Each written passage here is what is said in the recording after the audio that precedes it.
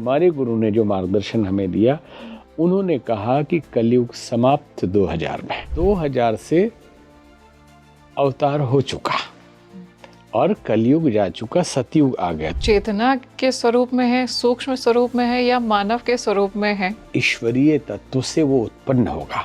अच्छा।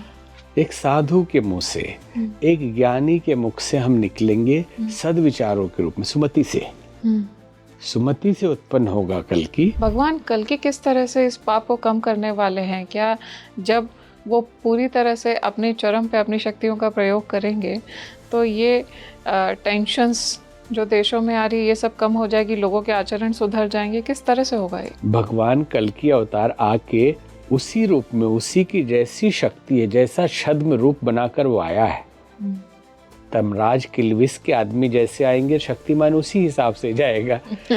ठीक है जी। तो उस रूप में उसका अंत होगा और धीरे धीरे पवित्रता बढ़ती जाएगी। अभी प्रारंभ है। ऐसा कहा गया है कि सतयुग में मानव देवता तुल्य हो जाएंगे, देवतुल्य हो जाएंगे। तो कल्कि अवतार किस तरह से इसमें इन्फ्लुएंशियल होंगे? क्या कुछ प्रभाव उनका पड़ेगा? नहीं, कुछ नहीं, पूरा प्रभाव उन्हीं का है। पूरे विश्व में भारत की गरिमा बढ़ती हुई आज जितनी बढ़ी है, आध्यात्मिक रूप से और अलग तरह से आर्थिक और वेपन की भी शक्ति के रूप में कभी रही है नहीं रही है। कुछ न कुछ तो बदल रहा है। भगवान कल्कि हैं, ये विश्व में परिवर्तन लाने के लिए क्या शासन को ही बदल देंगे? चिंतन ही अगर बदल दें किसी की, तो चिंतन, बदला हुआ चिंतन लेकर कोई उस सत्ता पे बैठेगा तो वो भी तो देवतुल्य होगा, तो सब कुछ बदल जाएगा।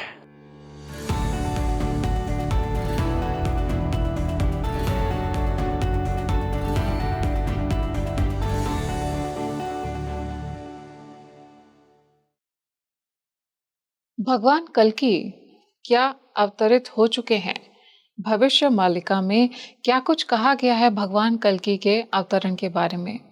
क्या कलयुग का अंत सच में हो चुका है और हम जिस युग में जी रहे हैं वो सतयुग है या ट्रांजिशन पीरियड? आज हमने इसी बारे में चर्चा की है।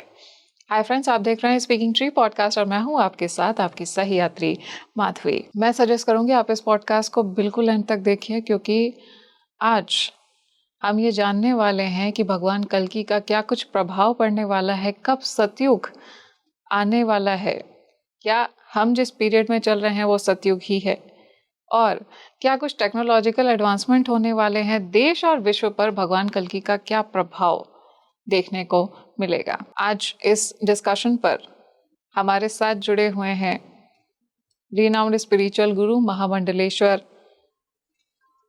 जूना अखाड़ा, मैं बात कर रही हूँ स्वामी उमाकांत नंदा सरस्वती जी। क्या ये बहुत बहुत स्वागत करते हैं उनका, बहुत बहुत स्वागत है गुरु जी स्पीकिंग ट्री पॉडकास्ट पर। आज बहुत अच्छा लग रहा है आप आए हमारे साथ में, और आपके बैठते ही हमें लगा कि जैसे एक काली माता की कृपा स्वयं हमारे ऊपर हो रही है आज, और आपके थ्रू वो हमसे बात कर रही हैं, ऐसा लग रहा है। बहुत अच्छा, बहुत धन्यवाद, बहुत आशीर्वाद। गुरुदेव, हम बात कर रहे थे कल्कि अवतार के बारे में। क्या कल्कि अवतार का प्राकट्य हो चुका है? देखिए, कल्कि अवतार, हमारे यहाँ पहले तो अवतार को समझना चाहिए जी। अवतार की परंपरा है जी। ईश्वर सर्वव्यापी है, कण कण में है। ईश्वर के द्वारा सृष्टि बनती है, या यूँ हम कहें कि ईश्वर ही सृष्टि है। जी। ये पूरी ऊर्जा, पूरी शक्ति ईश्वर का विस्तार है, जिससे अलग वो है नहीं। तो इसी में वो आता है। कई लोग प्रश्न करते हैं कि जब ईश्वर जब हो ही धर्म की हानि, बाढ़ असुर अधम अभिमानी, जब अधर्म बढ़ जाता है, धर्म की हानि होती है, अनीति बढ़ जाती है, या यदा यदा ही धर्मस्य ग्लानिर्भवति भारत, तो भगवान को आना पड़ता है। तो कई लोगों का प्रश्न ये उठता है कि आना ही क्यों पड़ता है, बनाते समय ही आपने क्यों बनाया? लेकिन प्योर गोल्ड से कहने नहीं बनते हैं, तो भगवान ने कुछ सोच के बनाया है। ये विषय बड़ा है, लेकिन केवल संकेत हमने किया। तो वो आते हैं। तो कब कब आते हैं? जब जब धर्म की हानि होती है, असुर अभिमानी बढ़ जाते हैं, और करही अनीति जाए नहीं वरनी, ऐसा है। तो ऐसी अनीति करते हैं जिसका वर्णन नहीं कर सकते, तब भगवान इस धरती पे आते हैं। और इसको ऐसे भी भक्तों के रूप में कह सकते हैं कि भगवान तो सर्वशक्तिमान है, सर्वव्यापी है, सर्वद्रष्टा है, सर्व सामर्थ्य है। मनुष्य उतना शक्तिशाली नहीं है। तो भक्त भगवान से कहता है कि हे प्रभु, हमारे पास ना जानू मैं आरती वंदन, ना पूजा की रीत, साधना नहीं आती और इतनी सामर्थ्य नहीं कि आप तक मैं पहुंच पाऊं। अब अति हो गई है, तो आप तो समर्थ है ना, तो आप आ जाइए। तो सीढ़ी से चढ़ा जाता है और उतरा भी जाता है, और सीढ़ी का ही एक नाम है अवतरणिका। तो उससे जब भगवान उतरते हैं धरती पे, उस उतरने की प्रक्रिया को अवतरण कहते हैं। एक दूसरा, each soul is potentially divine. ईश्वर अंश जीव अविनाशी चेतन अमल सहज सुखरासी है। हर जीव ईश्वर का एक अंश का रूप है, अवतार है। अवतार पे चर्चा हो रही है, तो हर जीव अवतार है। अब वो लेवल जब बढ़ना शुरू होता है तो हम कहते हैं 12 कला के अवतार, 16 कला के अवतार, क्योंकि गुंजाइश सब, क्योंकि सारी संभावनाएं ही नहीं है, वो है ही। हाँ, अब व्यवहारिक रूप में हम देखते हैं, आपने प्रश्न किया क्या कलयुग अवतार हो चुका है, कल की अवतार। अभी तक 10 अवतारों में से 9 अवतार माना जा रहा है कि हुआ है, बुद्धा अवतार तक। कुछ लोगों का मानना है कि 5000 कुछ साल ही हुआ है कलयुग का, और लाखों साल पुराना ये कलयुग है। तो अभी तो कलयुग का प्रारंभ है, इसलिए संकल्प कराते समय कहते हैं कलियुगे कली प्रथम चरणे। हम लोग संकल्प कराते थे तो प्रथम चरण नहीं बोलते थे। अच्छा। क्योंकि हमारे गुरु ने जो मार्गदर्शन हमें दिया, उन्होंने कहा कि कलयुग समाप्त 2000 में। तो ये कलयुग का अंतिम चरण है या समाप्त? आप बता रहे हैं ना, उन्होंने जो बोला। हम अपने गुरु पे विश्वास करते हैं, शास्त्र पे भी विश्वास करते हैं, लेकिन शास्त्रों के बहुत व्यवहारिक और तात्विक विवेचन की भी आवश्यकता है। तो उन्होंने कहा 80 से सन 2000 तक संधि काल है। एक युग जा रहा है, एक युग आ रहा, तो इसमें बहुत दिक्कतें आएंगी, और आई भी है। उस काल को देखेंगे 20 साल को, और 2000 से अवतार हो चुका और कलयुग जा चुका, सतयुग आ गया। तो बोले सतयुग आ गया, अगर हम सतयुग में जी रहे हैं, कई लोगों के मन में प्रश्न होता है क्या सतयुग हम देख पाएंगे, कब होगा कलयुग, कल की अवतार? भक्त मालिका ये कहती है, वो ग्रंथ ये कहते हैं, कल की पुराण ये कहता है, भागवत पुराण ये कहता है, अलग अलग मान्यता है। तो क्या हम देख पाएंगे सतयुग को? हम सतयुग में हैं हमारे गुरु के अनुसार। वेद मूर्ति तपोनिष्ठ पंडित श्री राम शर्मा आचार्य, गायत्री परिवार के संस्थापक, ये हमारे प्रारंभिक गुरु हैं। सन्यास के गुरु श्री महंत हरिहरानंद सरस्वती, जूना अखाड़ा। तो ये संधि काल था, सतयुग आ गया। तो ये इतना बड़ा है कि अब आया है, बच्चा पैदा होते ही दुश्मन मारने तो नहीं लगेगा ना जी। अभी बेचारा करवट भी नहीं बदला, कम से कम 100 साल लगेगा उसके हिलने में, लेकिन कोई दिव्य शक्ति आ गई तो उसका प्रभाव दिखाई देने लगता है। कभी भारत में हिंदुत्व का इतना बड़ा बोलबाला आपने देखा था? नहीं देखा था। सनातन के नाम पे इतनी बड़ी शक्ति प्रदर्शन या शक्ति का जागरण कभी सामूहिक रूप से समाज में दिखाई दिया था? नहीं दिखाई दिया था। राजनीतिक परिदृश्य कुछ भी हो, नेता कोई भी हो, सत्ता किसी के पास हो, सिर्फ हम वातावरण की बात कर रहे हैं कि पूरे विश्व में भारत की गरिमा बढ़ती हुई आज जितनी बढ़ी है, आध्यात्मिक रूप से और अलग तरह से आर्थिक और वेपन की भी शक्ति के रूप में कभी रही है? नहीं रही है। कुछ न कुछ तो बदल रहा है।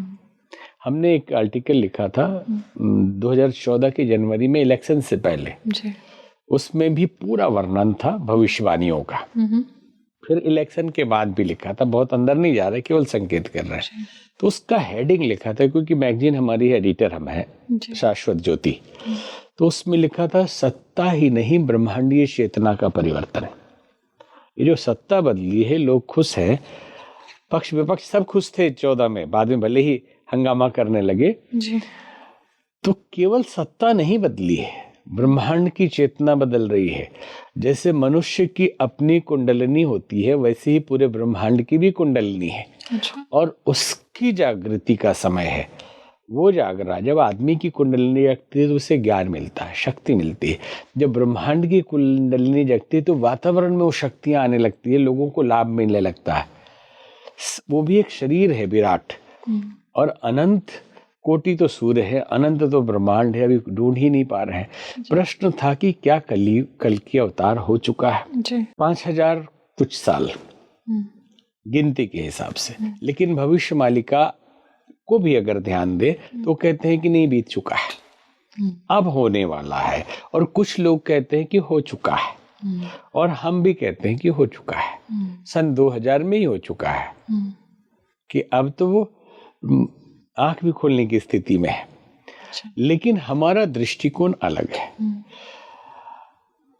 कल की भगवान पैदा होंगे या नहीं होंगे, हुए या नहीं हुए, अवतार हो चुका है, हमने कहा। गुरुजी, आपने बोला कि कल्कि का अवतरण हो चुका है, तो कल्कि का अवतरण होने के बाद में अभी किस तरह के हैं कल्कि? क्या ये चेतना के स्वरूप में है, सूक्ष्म स्वरूप में है, या मानव के स्वरूप में है? देखिए, इसमें समझने जैसी बात है जी। अगर एकदम लिटरली सामान्य रूप से समझेंगे तो मुश्किल पड़ेगा समझाना और समझना लोगों को भी। कल्कि अवतार हो चुका, और इस बात को जो हमने जिक्र किया कि भक्त मालिका में भी संकेत है कि हो चुका, कुछ लोग कह रहे हैं, और कुछ 32 में होने की कह रहे हैं, और हम कहते 2000 में हुआ है। जी।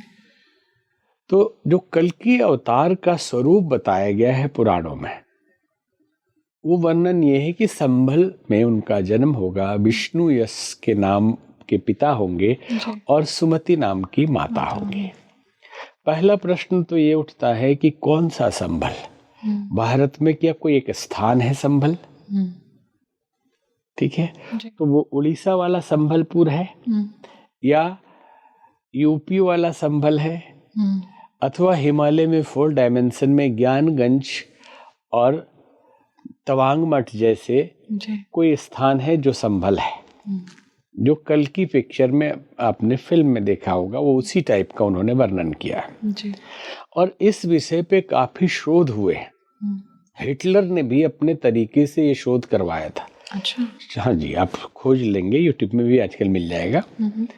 और तिब्बती तांत्रिक ग्रंथों में भी बहुत सारा इसका वर्णन मिलता है, जिसको हिमालय में कहीं संभल बताया गया है, जिसे दूसरे लोग, विदेशी लोग संभाला शब्द से प्रयोग इंगित करते हैं जी। जो कि इंग्लिश में अगर संभल लिखेंगे तो ए बाद में होने के कारण वो संभाला ही पढ़ देते हैं लोग, जैसे आयुर्वेद को आयुर्वेदा और योग को योगा पढ़ते हैं, तो है वो संभल ही। तो पहले तो ये डिसाइड करना मुश्किल है। भविष्य मालिका वाले कहते हैं कि पहले उड़ीसा वाले संभल में जन्म लेंगे, जवान होंगे तो यूपी वाले संभल में जाएंगे। अब इस पे विचार दर्शक करें कि कब जाएंगे, किधर जाएंगे, और क्या वो हिमालय वाले में है या यहाँ है। अब इनके माता पिता के नाम पे हम चर्चा करें जी। कि विष्णु यश एक आदमी है और उनकी पत्नी है सुमति, उनके गर्भ से वो बालक जन्म लेगा। लेकिन हम मानते हैं, यह हमारा अपना दृष्टिकोण है, वो सुनने वालों से अलग भी हो सकता है। हमारा मानना है कि विष्णु यश का मतलब नारायण, सत्य, ईश्वर, परमात्मा का यश, जहाँ नकारात्मकता, डार्क एनर्जी एकदम ना हो और ईश्वरत्व ही हो, वहां से ये तत्व उत्पन्न होगा। बहुत सुंदर। और उसकी उत्पत्ति का मूल होगा सुमति। मति जहाँ शुद्ध होगी, चित्त शुद्ध होगा, विचार शुद्ध होगा, वहां से ये शक्ति उत्पन्न होगी। क्योंकि बाहरी स्वरूप पे भी हम चर्चा कर ले कल्कि के कि वो सफेद घोड़े पे आएंगे जी। और तलवार हाथ में होगा, और तेज धार के तलवार से वो बुद्धों को काटते जाएंगे। भाई किसी बुद्ध को काटेंगे, किसी आदमी को काटेंगे, ऐसा संभव है? आज के हवाई जहाज के जमाने में, रॉकेट साइंस के जमाने पे घोड़ा क्या कर लेगा? कल के अवतार अगर एज इट इज यथार्थ उसी रूप में आते हैं जो दिखाया जा रहा। क्योंकि लोगों को ये भी समझना चाहिए कि पुराण जितने लिखे गए हैं उन पुराणों में जो है मेटाफरिकल अलंकारिक वर्णन 99% है। जी। समझना उसके लिए गुरु की जरूरत पड़ती है।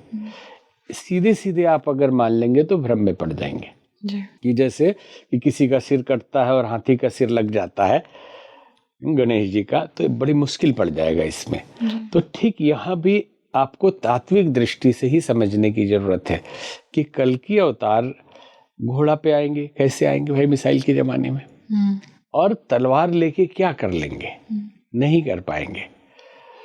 अब यहाँ प्रश्न उठता है तो फिर कल्कि अवतार आएंगे या आए हैं तो कैसा स्वरूप है?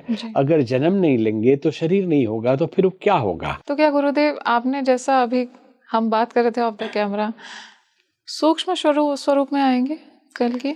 हाँ, देखिए इसमें हमने एक जो हमारा मत है, और इस पे आप भी सहमत होंगे ऐसा हमको लगता है, कि केमिकल वेपन के जमाने में तलवार क्या कर पाएगा। जी। तो हमने एक कहानी बनाई ऐसे समझाने के लिए कि एक बार असुर परमात्मा के पास गया जी। और जाके उनसे कहने लगा, प्रभु आपने हमें भी बनाया है और देवताओं को भी आपने ही बनाया। जब जब मैं रावण और कंस बन के आया तो आपने मुझे राम और कृष्ण बन के मार दिया, जी। लेकिन अब मेरी इच्छा है कि मैं आपको मात दे दूं। अच्छा।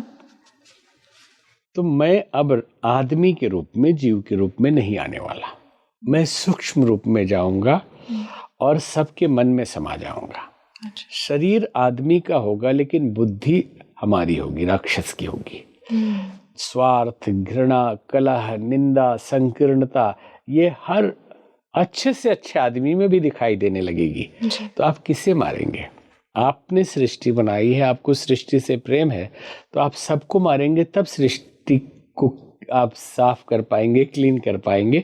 संभव नहीं है, इसलिए मुझे मार ही नहीं सकते। तो भगवान मुस्कुराए और उन्होंने कहा कि मैंने तुम्हें बनाया है, तो मेरे पास तो तुमसे ज्यादा बुद्धि और शक्ति है, मैं भी सूक्ष्म रूप में जाऊंगा। यहीं पे आप वो आता है विष्णु यश, कि ऐसा प्रभाव दैवी ईश्वरीय तत्व से वो उत्पन्न होगा। अच्छा। एक साधु के मुंह से, एक ज्ञानी के मुख से हम निकलेंगे सद्विचारों के रूप में, सुमति से। सुमति से उत्पन्न होगा कल्कि। वो अवतार कलयुग में हो रहा है इसलिए कल्कि नाम हम बोल रहे हैं, ठीक है। वो उत्पन्न होगा सद्विचार के रूप में, अच्छे ज्ञान के रूप में, पॉजिटिव थिंकिंग के रूप में, रचनात्मक विचार के रूप में, प्रेरणा के रूप में, और सामने वाले के अंदर घुस जाएगा। तो वो अंदर विचार जाएगा और अंदर ही अंदर देवासुर संग्राम शुरू हो जाएगा। बुरे विचारों और अच्छे विचारों की लड़ाई प्रारंभ हो जाएगी और मैं, भगवान कह रहे हैं कि मैं तुझे मात दे दूंगा और सबके अंदर देवत्व होगा। अच्छा। तो मनुष्य के अंदर देवत्व का उदय, तो जहाँ देवता रहते हैं धरती स्वर्ग होगा। हमारे गुरु का ये सपना था कि मनुष्य में देवत्व का उदय और धरती पर स्वर्ग का अवतरण, कि संदेश नहीं मैं स्वर्ग लोक का लाया, इस धरती को ही स्वर्ग बनाने आया। ठीक है। तो उस सूक्ष्म रूप में, विचारों के रूप में होगा और लोगों का चिंतन चरित्र बदलेगा तो व्यवहार बदल जाएगा। अब ये है अवतार की प्रक्रिया हमारे हिसाब से, ये सूक्ष्म रूप में ही होंगे और सुमति से ही उत्पन्न होंगे और विष्णु का, नारायण का, अर्थात परमात्मा का प्रभाव पूरी तरफ दिखाई देगा। क्योंकि समस्याएं जब भारत से श्रीलंका तक की थी, कुछ सेना की थी, तो भगवान राम जी के रूप में अवतार हुआ और उन्होंने रावण का संहार किया। समाज को शिक्षण देने के लिए भी अवतार होते हैं जी, कि आम आदमी की तरह जिंदगी जी के कोई चमत्कार नहीं करते अवतार जी। अगर लोग समझ लें कि जो चमत्कार कर रहा है वो बड़ा स्वामी, बड़ा संत या भगवान हो जाना चाहिए फिर तो सीता मैया उनकी पत्नी थी, अगर उनका हरण कर लिया रावण ने तो भगवान थे, फिर उनको क्या दिक्कत थी? वो देख लेते कौन ले गया, पूछने क्यों जा रहे हैं जटायु से, सबरी से, हनुमान जी से कि मेरी पत्नी को कौन लेके गया है? वो यहाँ पे लीला करते हैं, आम आदमी ही रहना है। तो या तो रावण को बोल देते रावण मर जाए, लेकिन आप कहेंगे शास्त्र के हिसाब से कि रावण को वरदान था, यहाँ नाभि में, इसमें उसमें, क्या मारेंगे तो मरेगा जी। तो बोल देते भगवान राम की रावण को लकवा हो जाए, रावण लुंज पुंज हो जाता, सीता जी को ले आइए। लेकिन भगवान चमत्कार करने नहीं आते। भगवान व्यवहारिक रूप से वो करके दिखाते हैं जो जनमानस को जीना है, जीने का तरीका सिखाते हैं। तो समस्याएं जब अयोध्या से लंका तक की थी तो राम जी आए। समस्या जब पूरे भारतवर्ष में, अथवा यूँ कहें कि राजगीर जरासंध से लेके कंस बंद मथुरा से लेके द्वारका तक की थी, तो भगवान उस रूप में आए और वो शिक्षण देने आते हैं कि जीना कैसे है, परिवार में कैसे जीना है, माता पिता के साथ कैसे जीना है, वो करके दिखाते हैं। पत्नी के साथ कैसे व्यवहार करना है, धर्म क्या है, अधर्म क्या है, वो जिंदगी से शिक्षण देना। तो दूसरे तरह की समस्याएं थी तो समाधान किया गया। आज समस्या किसी एक देश की नहीं है, किसी एक राज्य की नहीं, पूरे विश्व की समस्या है। गुरुजी, तो कल के अवतार का प्रभाव क्या किसी एक क्षेत्र पर ही पड़ेगा या किसी एक देश पर ही पड़ेगा या संपूर्ण विश्व पर उनका प्रभाव पड़ेगा? देखिए, समस्या जहाँ है समाधान वहाँ जाएगा। अधर्म जहाँ है धर्म की स्थापना के लिए प्रभु अवतार लेकर वहाँ पे काम करेंगे। तो ये समस्या आज पूरे विश्व की है, पूरे ब्रह्मांड की भी है, पर्यावरण के संरक्षण की भी है, ओजोन की भी, पूरे ब्रह्मांडीय व्यवस्था की है। केवल मानव मात्र की नहीं है, प्राणी मात्र की है। तो उस आधार पे उनको पूरे विश्व के लिए काम करना है और उसकी योजनाएं चल रही हैं। अब इसमें वो एक आदमी नहीं कर सकता कि घोड़े पे आके जाके सब कर दे। एक क्षेत्र विशेष था तो उस रूप में हुआ, इसलिए ये 10वां अवतार है, सबसे पावरफुल। हाँ, उसमें ताकत बढ़ती गई है। तो इस तरह से अभी जो कल की पुराण या इनमें वर्णन है कि जो चिरंजीवी हैं साथ, हनुमान जी हैं, अश्वत्थामा है, कृपाचार्य हैं, ऐसे सब है इसमें जो कल के अवतार का इंतजार कर रहे हैं और वो उनको ट्रेनिंग देंगे कि परशुराम जी अस्त्र शस्त्र की ट्रेनिंग देंगे, कृपाचार्य जी राजनीति की ट्रेनिंग देंगे, ऐसे सब उसमें वर्णन। इसको भी समझ ले अलंकारिक है। व्यक्ति हो तो व्यक्ति ट्रेनिंग देगा, व्यक्ति को ट्रेनिंग दिया जाता है, शक्ति को ट्रेनिंग नहीं दी जाती। यूं मान के चलें कि कृपाचार्य के पास जो शक्ति है कल की अवतार के उस ऊर्जा और उस शक्ति के साथ मिलकर इस ब्रह्मांड के राजनीति को बदलने में पूरी ताकत लगाए हुए हैं।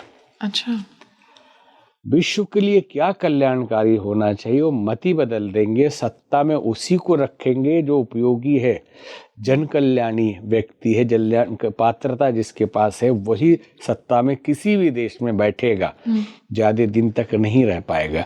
आप देखेंगे कुछ वर्षों में, 20 साल में बहुत भारी राजनीतिक परिवर्तन पूरे विश्व पटल पे हुआ है। तो ये कौन कर रहा है? कृपाचार्य कर रहे हैं। वो व्यक्ति को सिखाएंगे बैठ के राजनीति नहीं, भगवान को कौन सिखाएगा? जो अवतार की शक्ति है वो कृपाचार्य के माध्यम से राजनीति में परिवर्तन ला रही है। ठीक वैसी ही जो आध्यात्मिक शक्तियों का प्रयोग होना है, परशुराम जी की शक्ति काम कर रही है। ये सातों चिरंजीवी लगे हुए हैं। वो एक आदमी संभल में खोज के उनको बैठा के ट्रेनिंग नहीं देने वाले हैं। ये 7 रूप से सूक्ष्म जगत में बड़ी भारी हलचल है, आध्यात्मिक जगत में भी, भौतिक जगत में भी, राजनीतिक जगत में भी, कला के क्षेत्र में भी। कभी आपने देखा कि कलाकार सोशल वर्क करते हो? पहले वो एक ब्रांड होते थे, उनको कोई देखता नहीं था, दर्शन करने लोग जाते थे। अभी वो सोशल वर्क करते हैं, वो सामाजिक मुद्दों पे खुल के बोलते हैं। और कभी आपने 70 के पहले, 80 के पहले धार्मिक चीजों पे फिल्में नहीं बनती थी। कोई रामायण कभी बन गया, एक आध छोटा मोटा बन गया। आज भरमार है जी। इस विषय बदलेगा क्योंकि पंडित श्री राम शर्मा आचार्य जी ने अखंड ज्योति के 1970 के आगे के अंक में भी लिखा, 1986 के अंक में भी लिखा है, उपलब्ध हो जाएगा जी। कि इस तरह की फिल्में बनेंगी। महाराणा प्रताप, शिवाजी, हरिश्चंद्र, रामायण, महाभारत, ये सब लिखा है जी। ये कल की अवतार के आगमन का स्वागत है। ये होगा, आगे होने वाला। ये 80 के 86 में लिखे हुए अखंड ज्योति में मिला हमें ये चीज, जो छोटी छोटी फिल्में बनेंगी। कल्पना ही नहीं कर सकते आदमी की सीरियल बनेगा। 3 घंटे की फिल्म होती थी। तो सातों चिरंजीवी का वर्णन लोग अलग तरीके से करते हैं कि जब वो आएंगे तो वो स्वागत करेंगे, फिर उनको एक एक करके ट्रेनिंग देंगे, फिर कलयुग का अंत किया जाएगा, किसी को मारा जाएगा, किसको मारा जाएगा वो तो दिख नहीं रहा है कहीं। इसलिए हमारे हिसाब से कल की अवतार हो चुका है। टाइम पीरियड की बात जहाँ तक करते हैं लोग कि अभी तो प्रथम चरण ही है, 5,500 साल हुआ है और लाखों साल का कलयुग है, तो इस पे टाइम और स्पेस की जो स्थिति है वो आदमी की गणना से नहीं चलती है। हमने जो अनुभव किया है और जो फिजिक्स और साइंस आज कह रहा है टाइम के बारे में, वो हमारे हिसाब से नहीं है। ये कभी टाइम स्पीड हो जाता है, कभी बहुत शॉर्ट हो जाता है, जल्दी से खत्म हो जाता है। कब? तो हम लोगों को अक्सर ये कहा करते हैं कि 2 तरह की घड़ियां होती हैं जी। तो कहेंगे HMT की, इसकी, उसकी, स्विट्जरलैंड की। नहीं, सुख की और दुख की। ये 2 घड़ी में भी ही मापन होता है समय का, क्योंकि इस घड़ी में तो सेकंड, मिनट, घंटे ये सब आदमी का बनाया हुआ है जी। सुख और दुख में हमारे समय का मापन होता है। अगर हम दुखद परिस्थितियों में ज़्यादा देर तक जी रहे हैं तो हमारा टाइम कटते कटता नहीं, लगता बहुत भारी हो गया। कि या किसी का इंतज़ार कर रहे हैं रेलवे स्टेशन पे, तो अभी 5 मिनट ही गुजरा, अभी तक नहीं आए, अभी तक नहीं आए, बार बार नज़र जाएगी दरवाजे पे, किसी का इंतज़ार है, घड़ी देखा अभी 5 ही मिनट हुआ, लगा कि 3 घंटे निकल गए। और किसी उत्सव में जाइए, किसी खुशी में जाइए, 5-7 दिन गुजर जाते हैं, लगता अभी तो आए थे। तो लगता नहीं, जितना लगा, जितना एहसास हुआ, जितनी अनुभूति हुई, उतना समय आपके जीवन से निकाल लिया गया। इस हिसाब से टाइम चलता है, हमारे अनुभूति के हिसाब से। तो जिसको सुखी रहना है वो तनाव में जिंदगी ना गुजारे। नहीं तो 80 साल उम्र है अगर ज्योतिष गणना के हिसाब से, तो 40 साल से ज्यादा नहीं जिएंगे, क्योंकि आप टेंशन में 40 साल में 80 साल गुजार लेंगे। और जिसकी उम्र ज्योतिष ने 40 कहा है वो खुशी खुशी जी के 80 साल भी गुजार लेगा। ये क्यों बता रहे हैं? इतना तकलीफ रहा इस कलयुग में कि इसने गुजार लिया लाखों साल, इस 5,000 साल में इसका टाइम खत्म हो गया। और इसी टाइप का कुछ भक्त मालिका में भी वर्णन है कि जब ये पाप ज्यादा होता है तो इतना स्पीड से टाइम खत्म होता है। तो उसको आप इस ढंग से आप थ्योरी ऑफ रिलेटिविटी के हिसाब से समझ सकते हैं। गुरुजी, आपने बोला कि भगवान कल्कि का अवतार हो चुका है सूक्ष्म स्वरूप में, तो इस समय उनका प्रभाव कैसा, आगे क्या प्रभाव और ज्यादा बढ़ने वाला है? देखिए, प्रभाव एक ही जैसा रहता है। ये है कि भौतिक रूप से हमें ज्यादा दिखाई देगा भी, और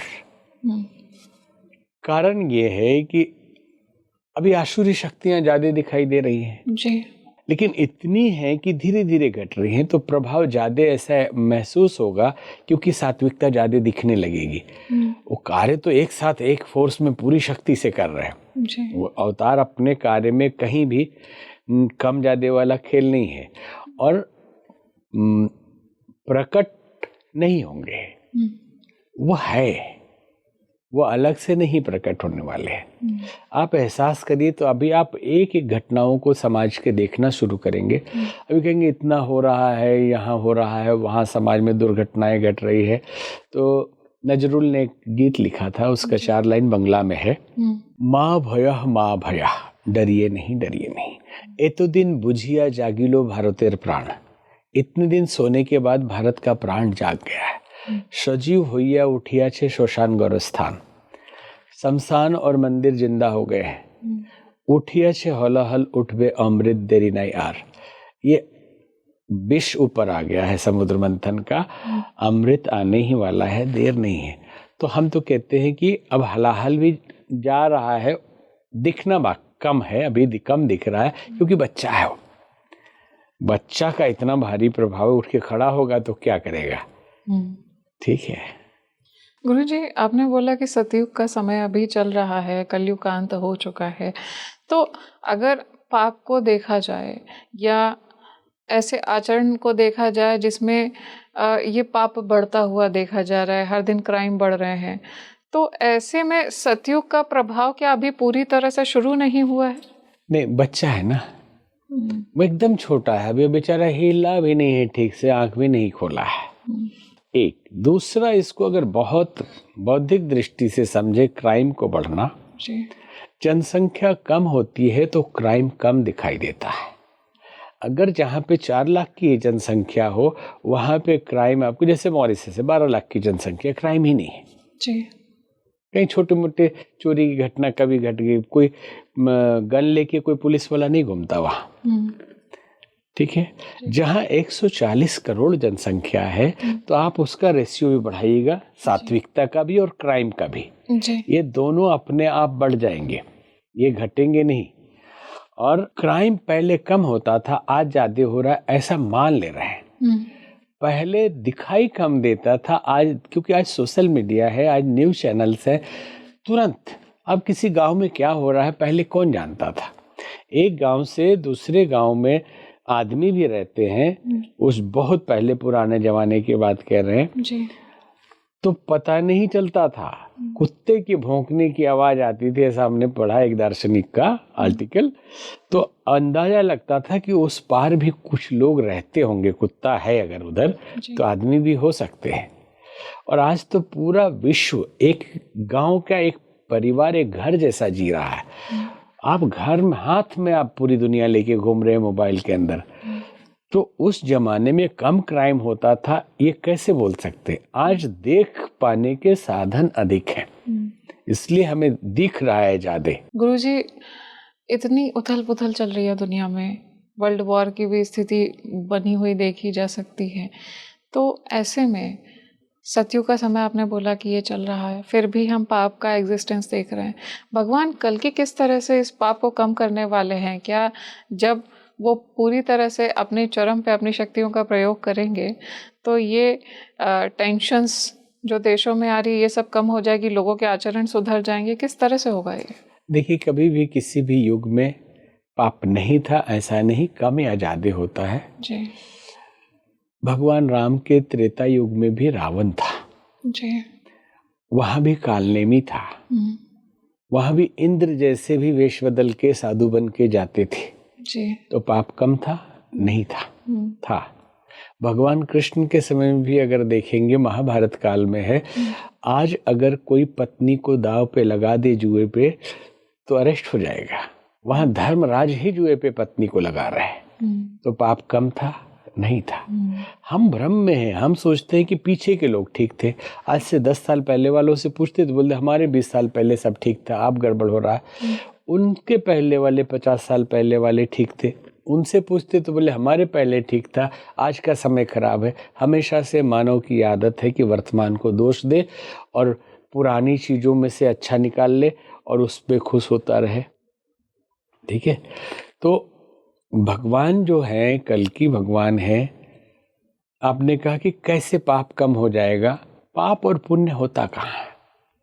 मनुष्य के द्वारा ही तो माना जाएगा और मनुष्य के कर्मों के द्वारा माना जाता है कि हमने बुरा किया, अच्छा किया तो ये पुण्य कर्म है, ये पाप कर्म है जी।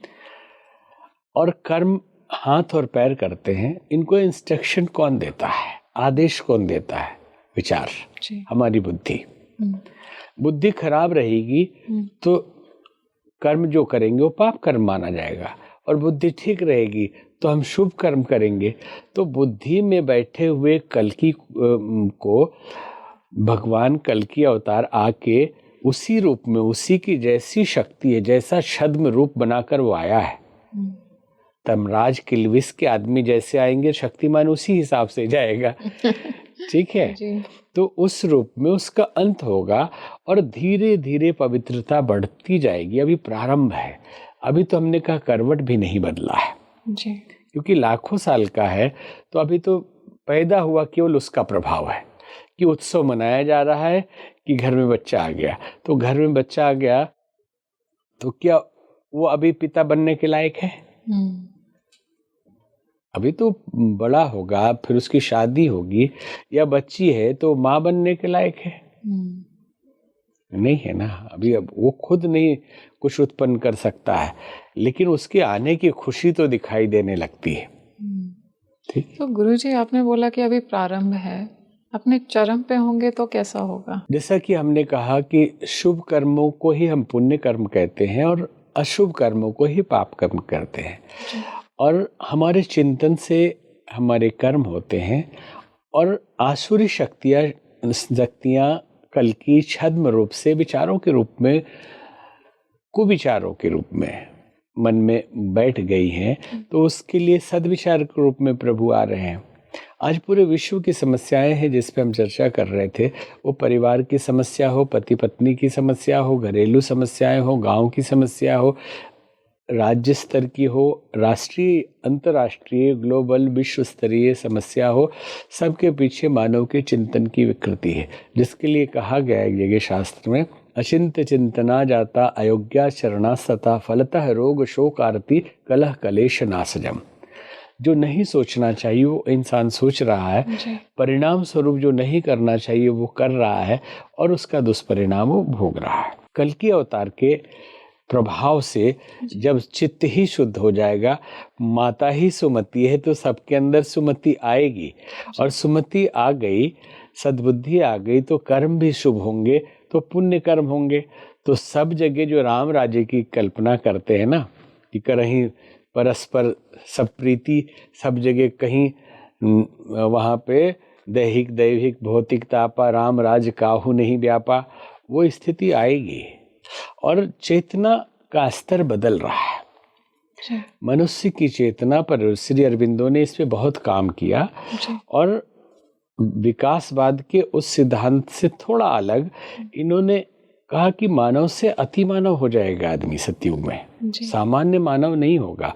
आप जिस बात की AI तक आप पहुंच गए, हम 20 साल पहले, हमने 20-30 साल पहले हमने सोचा था, पहली बार जब हमने एक मोबाइल फोन देखा, मोबाइल के ऐसा स्टैंड पे रखा है, उठ के आप चल सकते हैं, शिकागो में, ये 95 की बात है, तो आश्चर्य हुआ, हमने फोटो खिंचवाया, इंडिया में ऐसा होता नहीं है, वो उसी से लगा रहता है, इसको लेके घूम सकते हैं। फिर हमने एक सोचा कि आएगा समय जब ये फ़ोन के जगह पे छोटा फ़ोन हो जाएगा, फिर उससे भी छोटा हो जाएगा, और लास्ट में एक चिप हो जाएगा, और फिर चिप से भी थॉट प्रोसेस से काम करने लगेगा, और डायरेक्ट ही बातचीत हो जाएगी, इसकी ज़रूरत ही ख़त्म हो जाएगी।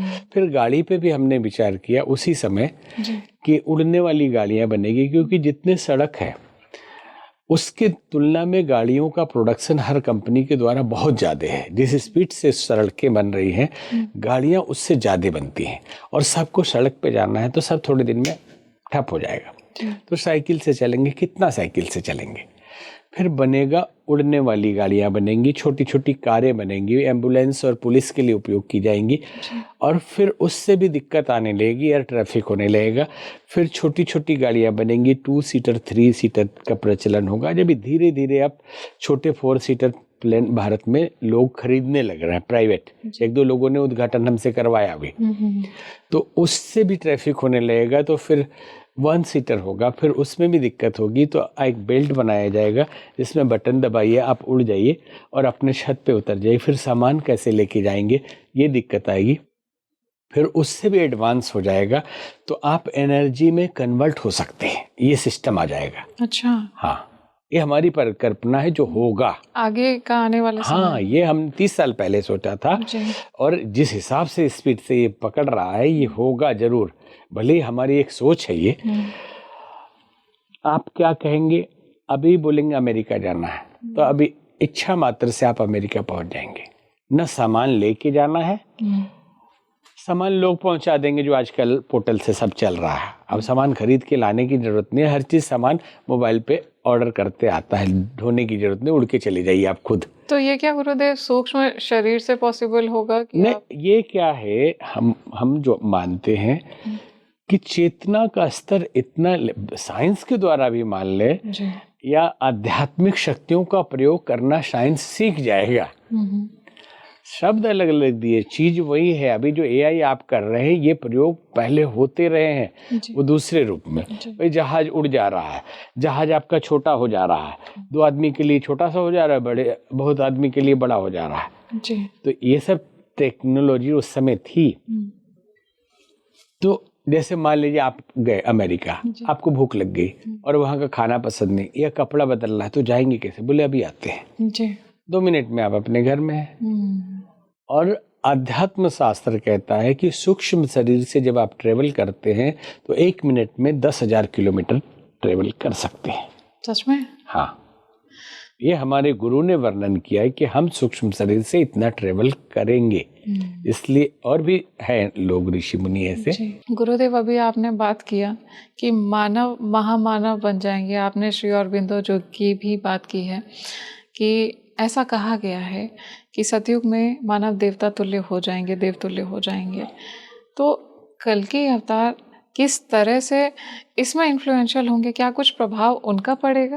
नहीं, कुछ नहीं, पूरा प्रभाव उन्हीं का है। अच्छा। जब मानव के संपूर्ण चेतना के परिवर्तन के लिए वो अंदर ही समा रहे हैं सबके, और भीतर के विकृतियों को निकालकर आसुरी शक्तियों को समाप्त करके जितनी संभावनाएं हैं मनुष्य के अंदर उसको जागृत कर रहे हैं, तो उन्हीं का तो प्रभाव है पूरा पूरा। और कल की कोई एक आदमी नहीं है, कल की कोई अलग से आया हुआ व्यक्ति नहीं, ईश्वर है, ईश्वरीय शक्ति है, ईश्वरीय तत्व है जो पहले से आपके अंदर हमारे अंदर मौजूद है। उससे के प्रभाव से उस चेतना का वो लेवल जाएगा कि दया, करुणा, ममता, प्रेम, संवेदना, देवत्व और क्या है, यही तो है। उठों को गिराना, गिरों को तड़पाना और तड़पती हुओं को देखना, ये असुर शक्तियों का स्वभाव है। और गिरे को उठाना, उठती हुओं को चलाना और उसको प्रसन्न करना, ये देवत्व का प्रतीक है जी। ठीक है। देवता आसमान से नहीं आते, वो भी देवता होते हैं। देवता शब्द का अर्थ होता है देने वाला। एक तो डिविनिटी है, लेकिन जो कुछ हमें देता है भौतिक रूप से, आध्यात्मिक रूप से, उसको हम देवता कहते हैं। इसलिए हमारे यहाँ बहुत देवता हो गए, क्योंकि बहुत चीजें मिलती है। ईश्वर अलग है, अवतार अलग है और देवता अलग है। अवतार तो कल्कि है, देवता तो मनुष्य बनने वाला है। ठीक है। तो देवता जो भी देता है, दाता भी हम कहते हैं। तो जिन शक्ति, जैसे हम वाणी को भी देवता कहते हैं, सरस्वती माता कहते हैं, क्योंकि ये हम बोलने की शक्ति दे रही है। आँख को इंद्र कहते हैं कि देखने की शक्ति, जहाँ से मिल रहा है कुछ, वो सब देवता है। तो मनुष्य लेने वाला नहीं, देवता बन जाएगा। दूसरों के लिए, औरों के हित जो जीता है, औरों के हित जो मरता है, उसका हर आंसू रामायण, प्रत्येक कर्म ही गीता है। जिया नहीं स्वयं के लिए, औरों के हित जो मरना सीखा। जिया नहीं स्वयं के लिए, औरों के हित जो मरना सीखा। दुखियारी पीड़ित मानवता देखकर जिसका अंतस चीखा। बना वही जग का पैगंबर, मंदिर का भगवान बन गया। गुरुद्वारे का ज्ञान ग्रंथ वह गिरजाघर की शान बन गया। बहुत सुंदर गुरुदेव, बहुत दिव्य, अद्भुत। अभी गुरुदेव आपने बोला कि भगवान कल्कि स्वयं चेतना में प्रवेश कर जाएंगे मनुष्य की, तो ऐसे में क्या आध्यात्मिक उत्थान बढ़ जाएगा? बढ़ेगा ना, जब संपूर्ण ही परिवर्तन हो रहा है, तो जो हो रहा है उत्थान वो आध्यात्मिक ही तो है। और क्या भारत विश्व गुरु बन करके उस समय आगे चला जाएगा, आगे बढ़ भारत विश्व गुरु बनना ही है विश्व गुरु। देखिए, इसको दार्शनिक रूप से समझिए।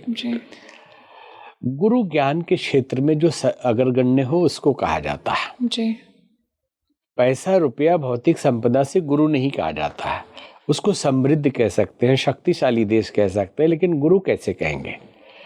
आज भी भारत की जो दर्शन है, जो चिंतन धारा है, उसकी बराबरी दुनिया के किसी भी दार्शनिक के अंदर औकात नहीं कि कर सके। आज भी यहीं की चीज़ों पे रिसर्च, वेदांत पे, मेटाफिजिक्स काम कर रहा है। सब दर्शन ही है और यहाँ का दर्शन है। ठीक है। जब दर्शन सब्जेक्ट बन जाता है तो साइंस हम कहने लगते हैं, और जब नहीं जो समझ में आता है तो उसको कहते हैं मेटाफिजिक्स।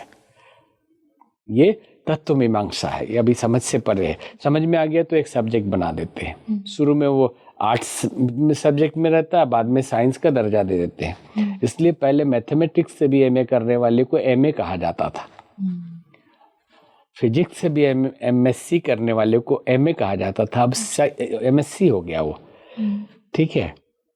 तो इस तरह से ये कार्य करता है। गुरुदेव, आपने बोला कि कल्कि अभी से कल्कि अवतार सक्रिय है, तो ये जो भगवान कल्कि हैं, ये विश्व में परिवर्तन लाने के लिए क्या शासन को ही बदल देंगे या फिर धारणा में चेंज कर देंगे? देखिए, शासन कौन करता है? मनुष्य करता है जी। जंगल से लेके पहाड़ तक पे शासन आदमी कर रहा है। जी अमेरिका से लेके भारत चाइना तक आदमी ही तो शासन कर रहा है। जी तो शासन को बदलना अलग बात है, चिंतन ही अगर बदल दें किसी की, तो चिंतन बदला हुआ चिंतन लेकर कोई उस सत्ता पे बैठेगा तो वो भी तो देवतुल्य होगा, तो सब कुछ बदल जाएगा।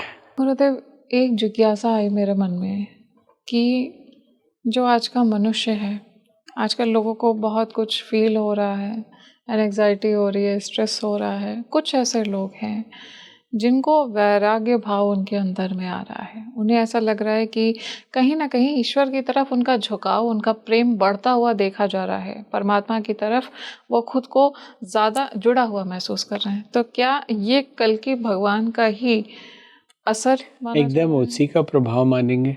जितनी जनसंख्या में सात्विकता की मात्रा जितनी बढ़ती जाएगी, आप प्रभाव बढ़ता हुआ मान लीजिए। सामान्य रूप से भी अगर चिंतन में अच्छे विचार आ रहे हैं आपको, तो आप समझ लेना आज साधन है। सत्संग के लिए साधु उपलब्ध नहीं होते थे, आज हर प्लेटफॉर्म पे अच्छे विचार उपलब्ध है। परिवर्तन दिखाई नहीं दे रहा है कि आपको कुछ ग्रंथ पढ़ना है, आपको उपनिषद पढ़ना है, पुस्तक ढूंढने की जरूरत नहीं, गुरु खोजने की जरूरत नहीं, आपको कितने अलग अलग इंटरप्रिटेशन पढ़ना है, मिल जाएगा। सात्विकता की वृद्धि व्यवस्था में, ये व्यवस्था है ना, हुई है ताकि आप तक ये पहुंच सके। किसने किया है? कोई चेतना ऐसी है जो ये इंतजाम कर रही है कि तकनीकी रूप से हम इतने मजबूत तो हों, लेकिन तकनीकी का प्रयोग हमारे उस अवतरण की प्रक्रिया में भी शामिल रहे।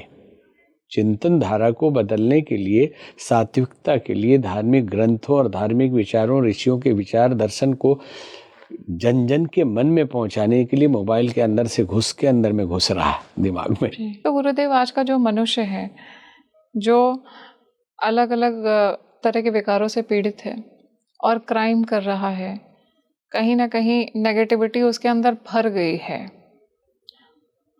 तो उसकी क्या धारणा भगवान कल्कि बदल देंगे?